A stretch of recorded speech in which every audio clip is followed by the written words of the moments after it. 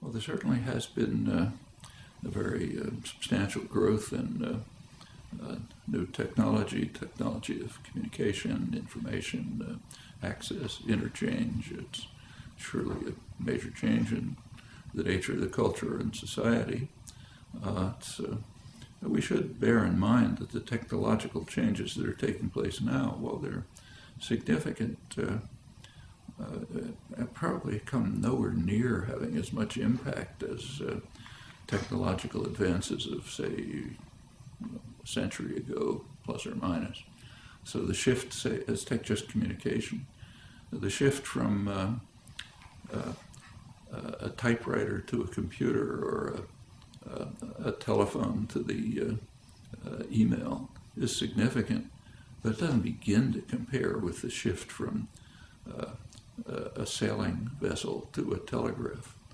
I mean, the time that cut down in communication between, say, England and the United States was extraordinary as compared with the changes taking place now. And the same is true of other kinds of technology, like just introduction of, say, plumbing. Widespread plumbing in the cities had a huge effect on health, much more than the discovery of antibiotics. So the changes are real and significant, but we should recognize that others have taken place, which in many ways were more dramatic.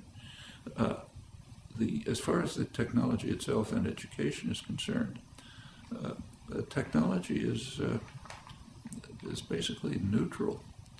It's kind of like a hammer. I mean, the hammer doesn't care whether you use it to build a house or whether a torturer uses it to crush somebody's skull. Hammer can do either. Same with the modern technology, say the internet and so on. The internet is extremely valuable if you know what you're looking for. I mean, I use it all the time for research. I'm sure everyone does. If you know the kind of what you're looking for, you have a kind of a framework of understanding which directs you to particular things, lets you sideline lots of others, then this can be a very valuable tool. Of course, you always have to be willing to ask, is my framework the right one? Maybe I ought to modify it. Maybe if there's something I look at that questions it, I should rethink how I'm looking at things. But you can't pursue any kind of inquiry without a pretty relatively clear framework that's directing your search and helping you choose what's significant and what isn't, what can be put aside, what ought to be pursued, what ought to be challenged, what ought to be developed, and so on. I mean, you can't expect somebody to become a biologist, say, by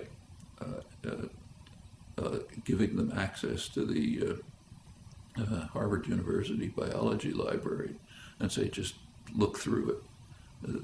That'll give them nothing.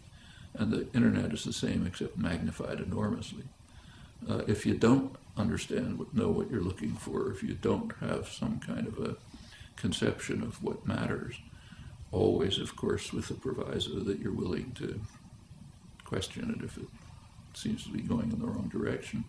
If you don't have that, exploring the internet is just picking out random factoids that don't mean anything.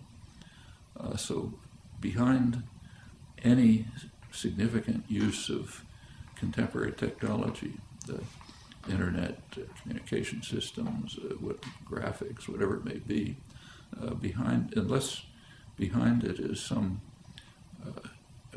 well-constructed, directive, conceptual apparatus, it is very unlikely to be helpful. It may turn out to be harmful. For example, a random exploration through the internet turns out to be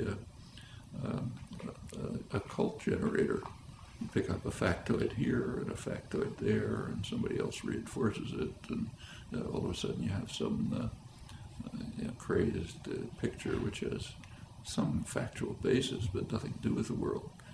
You have to know how to evaluate, interpret, and understand.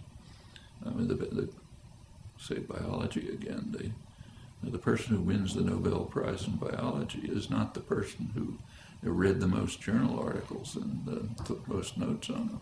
It's the person who knew what to look for. and cultivating that capacity to seek what's significant, always willing to question whether you're on the right track.